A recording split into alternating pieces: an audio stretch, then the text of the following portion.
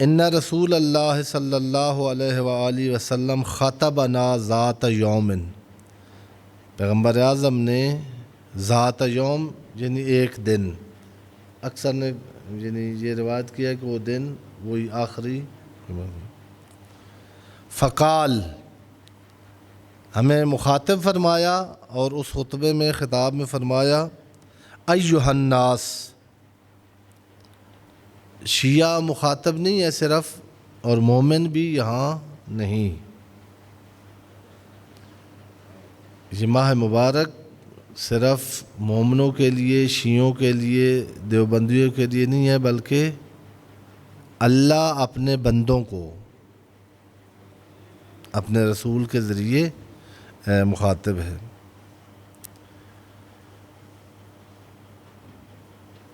انہ قد اقبل الیکم شہر اللہ بالبرکت والرحمت والمغفرہ. اقبلہ عربی زبان میں ہوتا ہے، ایک ہوتا ہے نا استقبال، تو آپ نے سنا ہوا ہے.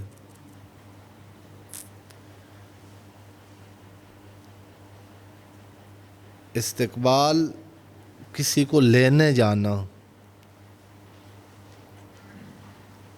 اسی کے جو جب ضرورت استقبال آتی ہے، یعنی وزیر اعظم صاحب آئے ہیں اور ہم نے ان کا کیا کیا ہے؟ استقبال. اقبلہ کے مقابلے میں استقبلہ ہوتا ہے. پیغمبر کہنا یہ چاہتے ہیں قد اقبلہ، مختلف لوگوں کا استقبال کرنے والوں، مختلف شخصیات کا استقبال کرنے والے، تمہاری طرف ایک مہینہ آ رہا ہے اقبلہ، فاستقبلوا، یعنی اٹھو. استقبال کے پھر ہوتے ہیں نا بعض جگہوں پر استقبال بائکوں سے کیا جاتا ہے، بعض اوقات کاروں سے کیا جاتا ہے، بعض اوقات وہ آرمی کے لوگ ساتھ لے کر، یعنی مختلف استقبال ہوتے ہیں. وہ دیکھا جاتا ہے کہ کون آ رہا ہے، جس طرح کا اقبال کرنے والا ہو اس طرح کا استقبال ہوتا ہے. پیغمبر فرما رہے ہیں تمہاری طرف ایک مہینہ آ رہا ہے، وہ ماہ برکت، رحمت اور مغفرت ہے. یہ عموماً آپ نے بعض نے اسی خطبہ سے یہ جو 3 عشر ہیں ان کی تقسیم کی ہوئی ہے کہ پہلا عشرہ برکت کا ہے، دوسرا رحمت کا ہے اور تیسرا مغفرت کا ہے. یہ اسی خطبہ سے لیا گیا ہے. ان 3 خصوصیات والا مہینہ پیغمبر فرما رہے ہیں کہ آپ کی طرف آ رہا ہے، آپ نے اس کا استقبال کرنا ہے. جب اب آگے اس سے پورا خطبہ جو ہے نا پیغمبر نے فرمایا کہ آپ نے یہ استقبال کیسے کرنا ہے. ہوتا ہے بعض اوقات کہ استقبال کرنے والوں کو محبت ہوتی ہے، لیکن معرفت نہیں ہوتی آنے والے کی نا. اپنی طرف سے اظہار محبت کرتے ہیں، لیکن بجائے وہ آنے والے کی عظمت کا اس میں اشعار ہو اور اظہار ہو، الٹا آنے والی شخصیت کے لیے باعث اذیت ہوتا ہے. آپ کوئی استاد آ رہا ہو، کوئی ٹیچر آ رہا ہو، کوئی وزیر آ رہا ہو، کوئی شخصیت آ رہی ہو، خصوصاً چھوٹے بچوں کو آپ بتائیں کہ ایک شخصیت، وہ اب بچے ہیں، انہوں نے اپنے ذہن کے مطابق حرکات کرنی ہے. اور عموماً ایسے ہوتا ہے، عوام آج کل یہ خریدی ہوئی عوام ہماری، ایک ہی شہر میں وہی عوام ایک دن جو بالکل یعنی الٹا ہے نا، ایک دن اسی شہر میں اس شخصیت کا استقبال ہو رہا ہے دوسرے دن. یہ ایسے نہیں ہے، یہ بنے ہوئے ہیں، وہ جتھے بنے ہوئے ہیں. کچھ لوگ پیسے لے لیتے ہیں، ان کا کام ہوتا ہے گاڑیاں اور وہ دے کے لے آتے ہیں اور کیمرہ اوپر سے. یعنی اب پاکستان اس مرحلے پر کھڑا ہے کہ کوئی معیار نہیں رہ گیا.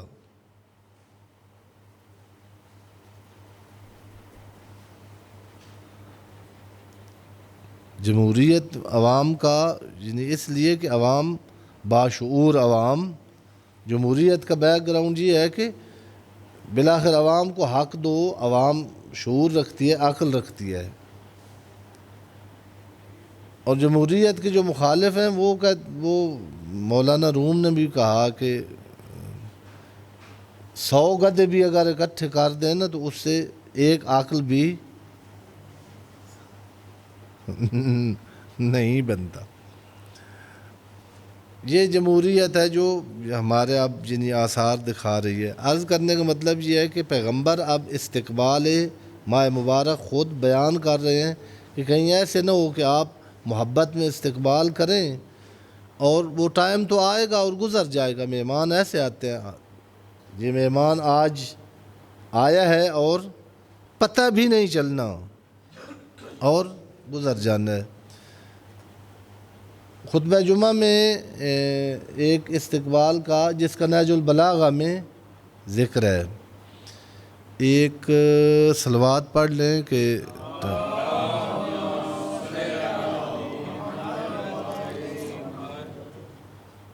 یہ صلوات میں نے داد کے لیے نہیں پڑھوائی. ایک تو آخر روزہ کا آخری وقت ہے، اسی میں ایک عمل جو استقبال جو اس رمضان کا بتایا، اس میں کہا کہ مجھ اور میری آل پر صلوات پڑھے زیادہ سے زیادہ.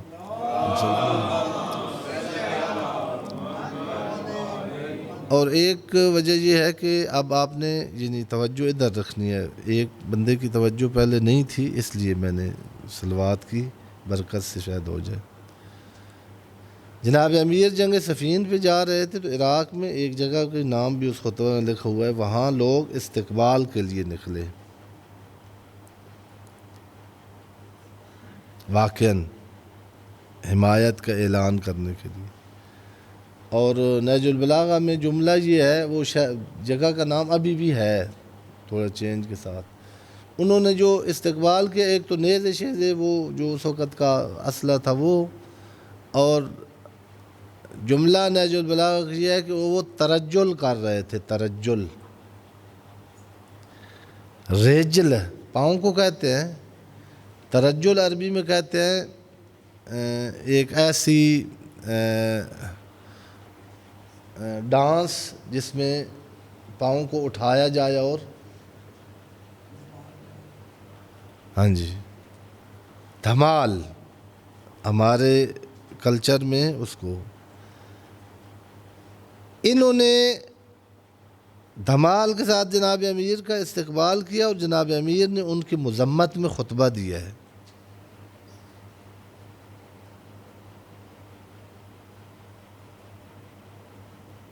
جو شروع یہاں سے ہوتا ہے کہ میں جنگ پر جا رہا ہوں، آپ میرے استقبال کرنے آئے ہو، یہ کیا کر رہے ہو؟ میں شام کی حکومت کے خلاف چلا ہوں، ادھر سے فوج ہے اور آپ دھمال ڈال رہے ہو. یہ دھمال کا دنیا میں تھک رہے ہو اور آخرت کی سخت حاصل کر رہے ہو، خدا کی ناراضگی. یعنی عرض کرنے کا مطلب یہ ہے کہ بعض اوقات کرنے والا استقبال کرتا ہے لیکن جو آنے والا ہے اس کے شایان شان نہیں ہوتا. پیغمبر اعظم صلی اللہ علیہ وآلہ وسلم خود آنے والے کا تعارف کروا دیا ہے کہ یہ شہر برکت ہے، شہر رحمت ہے، شہر مغفرت ہے. اب فرما رہے ہیں کہ اگر ان خصوصیات کا مالک مہینہ آ رہا ہے تو آپ نے کرنا کیا ہے؟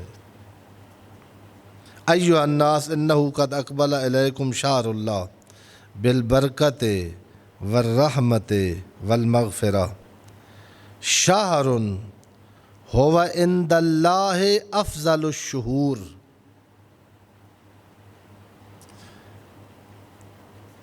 ابھی تعارف اور تھوڑا کرا رہے ہیں کہ یہ وہ مہینہ ہے جو اللہ کے نزدیک تمام مہینوں سے افضل ہے۔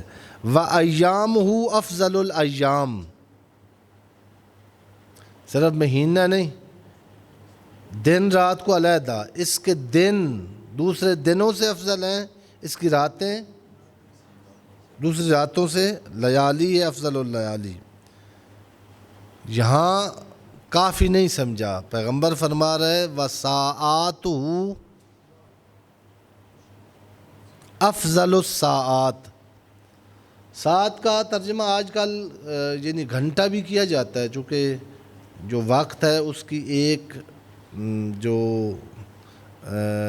اس کو منٹوں میں بھی سیکنڈ میں بھی عموماً ساعہ کا معنی گھنٹہ موضوع میں نہیں ہے، ساعہ کا معنی ہوتا تھا لحظہ۔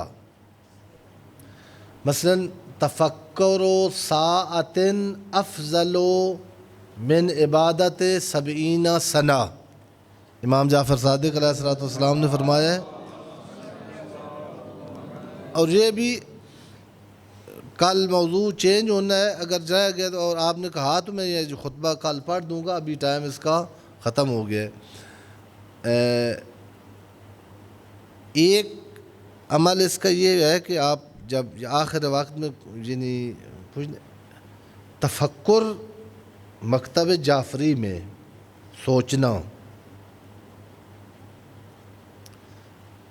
اس نے امام فرما رہے ہیں کہ ایک لحظہ صحیح مثبت سوچنا 70 سال کی عبادت سے افضل ہے۔ عام کی عبادت گزار انہوں نے بڑے نقصان دیے ہیں تاریخ۔ کربلا میں عبادت گزار تھے، مدینہ میں عبادت گزار تھے، مکہ میں خود جب امام حسین چلے ہیں تو لوگ عبادت کر رہے تھے۔ یہ جن میں سوچ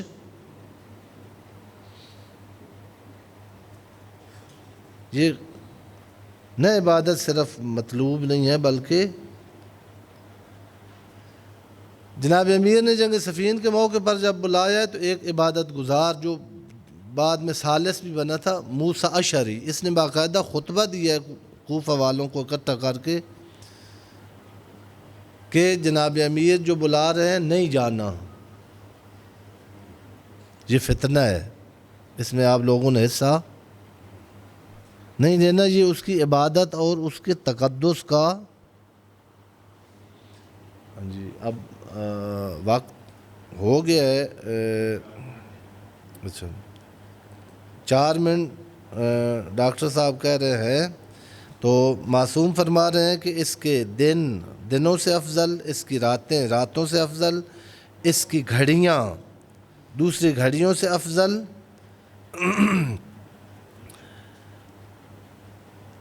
اور یہ وہ اشعار ہے جس میں تمہیں اللہ کی میزبانی کے لیے دعوت دی گئی ہے۔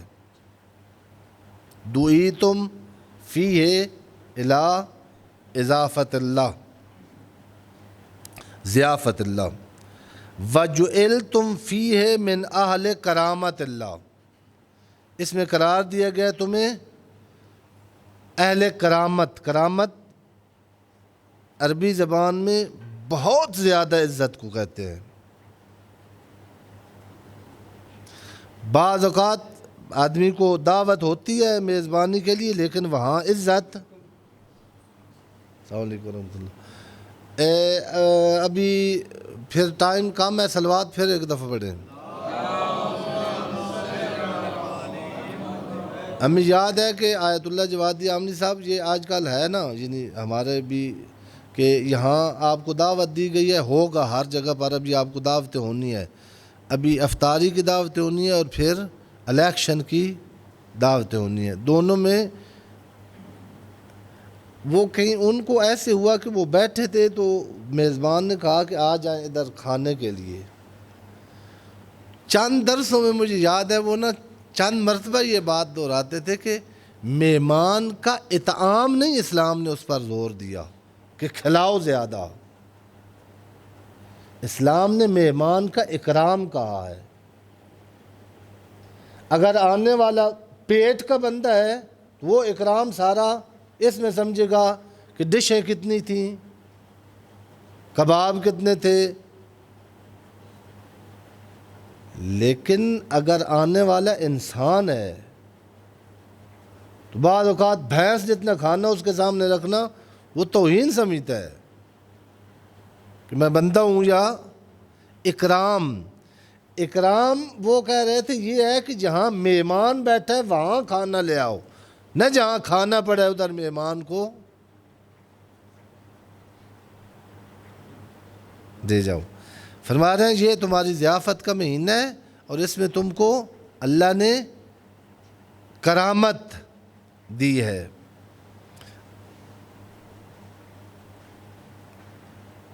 کیسے اب اللہ کی ضیافت ہوتی کہتے ہیں انفاسکم فیہ تسبیح و نومکم فیہ عبادہ، کوئی میزبان ایسا لے آؤ جو تمہارے سانسوں کو تمہاری تسبیح اور تمہاری نیند کو تمہاری عبادت لکھوا سکے۔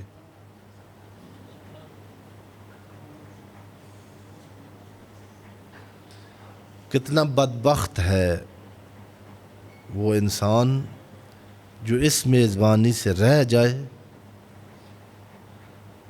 اور ایسے میزبان اور ایسی میزبانی کے ایام گزر جائیں اور اس کا دامن خالی ہو۔ خداوند عالم بحق محمد اہل بیت محمد علیہ الصلوۃ والسلام ہمیں اللہ کی ضیافت کے مہینے میں مکرم مہمان بننے کی توفیق عطا فرمائے، اور جو اللہ کی ضیافت ہے بعض اوقات میزبان بڑھاتا ہے چیز، اور کم معرفت میں مہمان اس کو پتہ نہیں ہوتا کہ مجھے کیا دیا جا رہا ہے۔ ذات واجب ہمیں وہ ظرف عطا کرے کہ اس ماہ مبارک کی عظمتوں کو اور اس کی جو اللہ کی نوازشیں ہیں ان کو اپنے روح میں اور اپنے نفس میں سما سکیں۔ وصلی اللہ علی محمد و اہل بیت۔